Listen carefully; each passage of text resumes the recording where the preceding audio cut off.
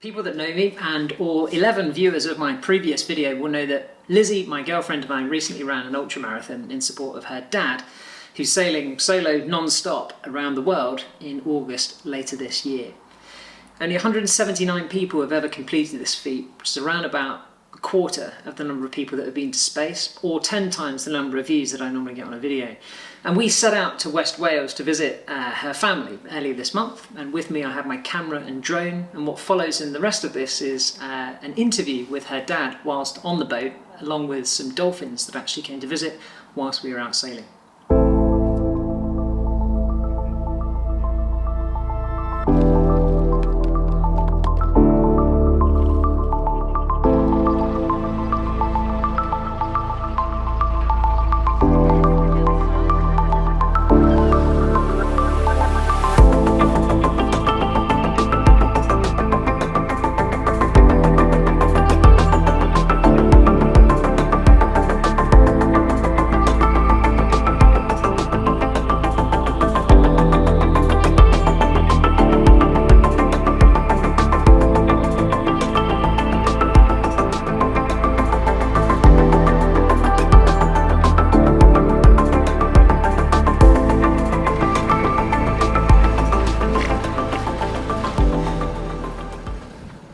Hello.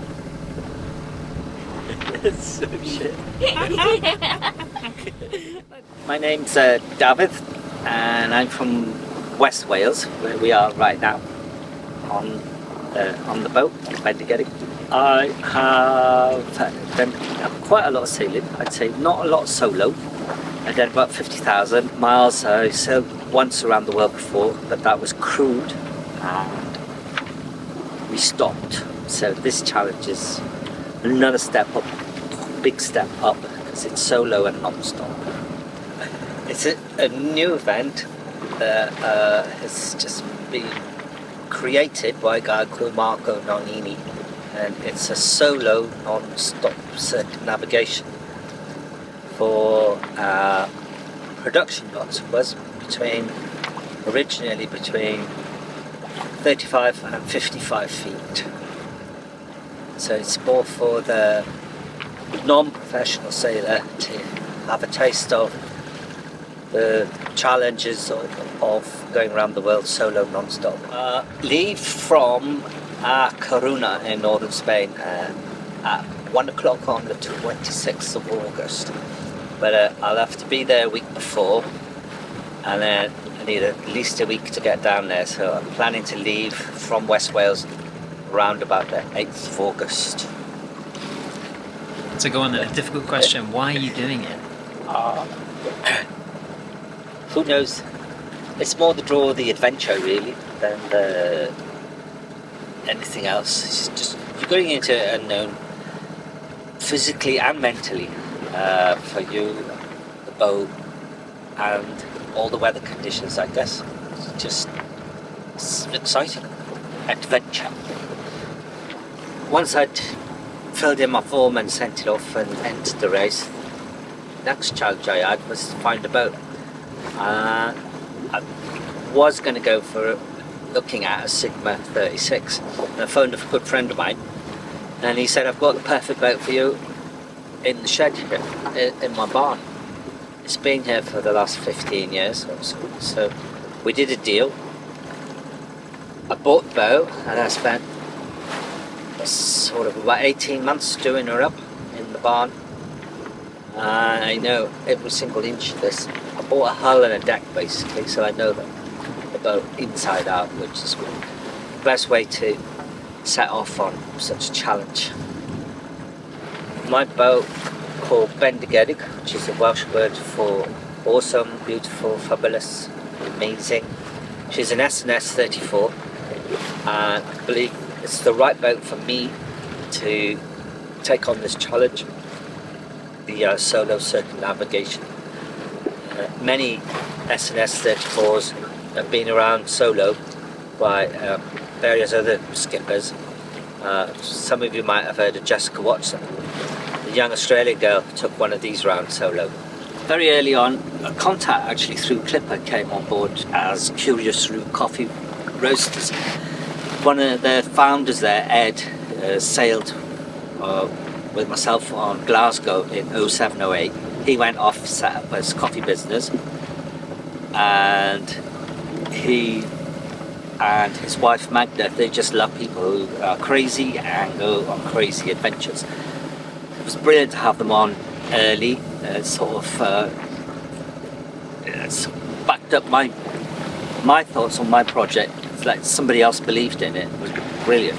I've also had great help from Diverse Performance Systems. A guy called Will Best has helped me a lot.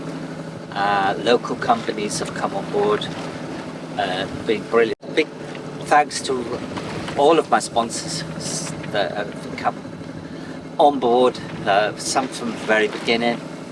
And there's a full list on my Facebook page and on my website. And if there's any more, I can surely add you to the list. Like nearly all of us, I guess I went through a bad patch in life and ended up having my own mental challenges. In my recovery was going to the woods and just connecting again with nature. So my partner charity is called Coedleo, Small Woodlands, Wales. Partnered up with them. They use the little woodland I have to hold sessions, weekly sessions, and it's just brilliant. Just attended a few of them. Fantastic.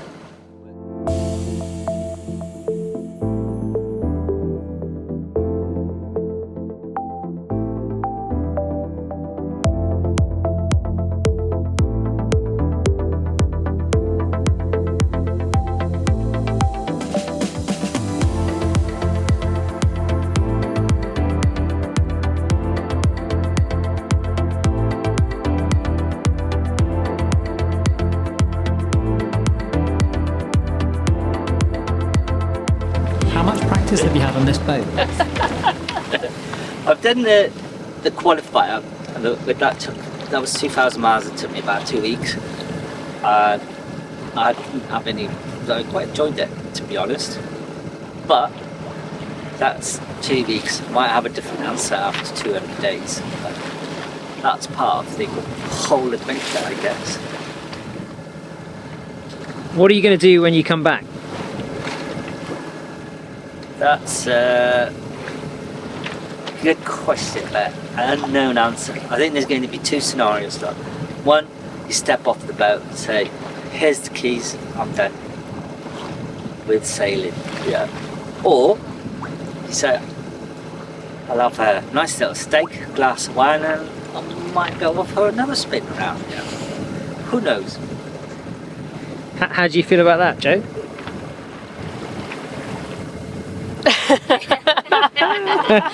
How do I answer that one?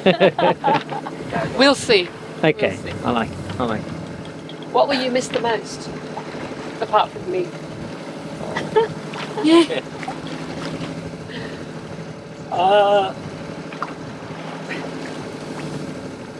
I think it's when you're really tired and you want just to switch off from everything, but I don't know. If I've had a long day on the boat or there's like so many things I've got to think about, what I usually do is just switch the TV on, put some rubbish on, like typical on the chase, and zone out. But you can't really zone out when you're on the boat, so I think that's probably one of the things. How do you get some sleep? How do you get to sleep? You, it depends how busy you are and how many kind of other points of danger really there are around you, like other boats or land or whatever. The minimum you do like a 20-minute, get a 20-minute sleep, set the alarm, check everything, back again. But then when you're out in the open ocean, you can get a good hour's sleep easily. And if you're really, really tired, it's advisable just to depower the boat. Let's take some of the sails down maybe, and go for a good 3-4 hours. Otherwise, you start making rational decisions. When you're getting your 20-minute naps, Who steers the boat? I've got 2 autopilots. One's B&G. It's a B&G H5000 and it drives a Simrad DD15. And then I've got a Pelagic, which is my backup pilot. They're both completely independent. And it's traditional to call your pilots, give them nicknames. So my number 1 pilot is called Mr. Brightside, because he's a killer. And Mr. Pelagic, I think at the minute he's called Mr. Chicken, because he makes a noise like a chicken. How are you planning to feed yourself on the trip? We have to take all the food that we're going to eat over. I'm planning to spend 200 days on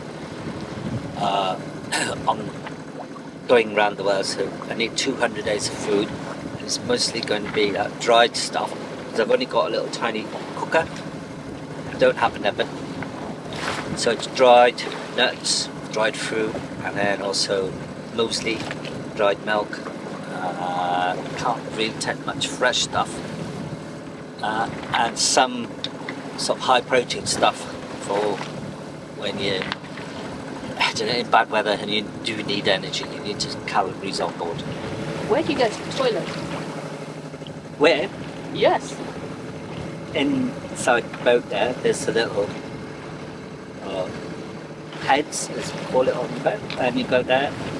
It's got no seat, no door, but it's a lot safer than trying to do it off the back or in a bucket. So, as you will have seen, we didn't actually get up to too much sailing. The wind wasn't necessarily in our favour on that day, so a lot of the day was on the motor. The Dolphins certainly made up for that, and it was great to hear a little bit more about what the journey entails. It's certainly not something I'd like to do, but if you're interested in sticking with the story, I'll hopefully be able to capture a little bit more of his experience as he sets off from A Coruña in August. But until then, thanks for watching.